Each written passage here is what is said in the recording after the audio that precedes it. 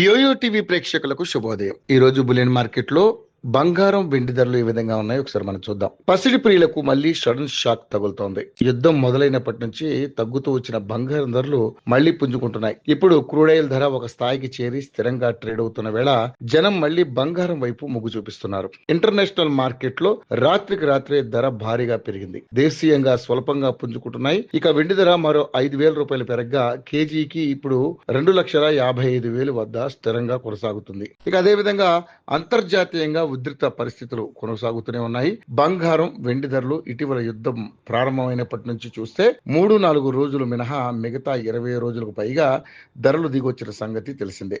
గరిష్టాల నుంచి 30,000కు పైగానే పతనమయ్యాయి. దీంతో భౌతికంగా బంగారు ఆభరణాలు కొనుగోలు చేసే వారికి ఊరట లభించగా పెట్టుబడిదారులు మాత్రం నిరాశ చెందారు.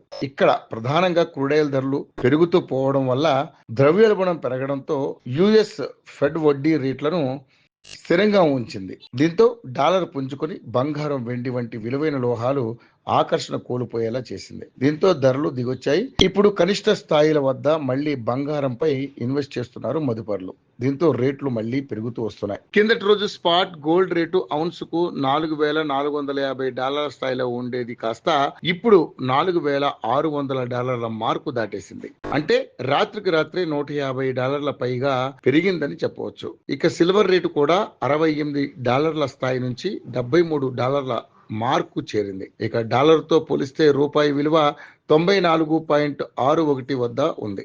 ప్రస్తుతం దేశీయంగా మార్చి 31న ఉదయం 7:30 హైదరాబాద్ నగరంలో 22 క్యారెట్ల పసిడి ధర స్వల్పంగా 150 పెరగడంతో తులం బంగారం ధర 135,900 వద్దకు చేరుకుంది. ఇక మార్చి 28న 2,300, మార్చి 27న 950 ఇలా వరుసగా ధర పెరుగుతూ వచ్చింది. 24 క్యారెట్ల బంగారం రేటు 10 గ్రాములపై 170 మేర పెరిగింది. దీంతో 148,260 వద్ద ట్రేడ్ అవుతుంది. ఇదిలా ఉండగా వెండి ధర మళ్లీ 5,000 పెరగ్గా హైదరాబాద్ నగరంలో కేజీ వెండి ధర 2,55,000 మార్కు దాటింది.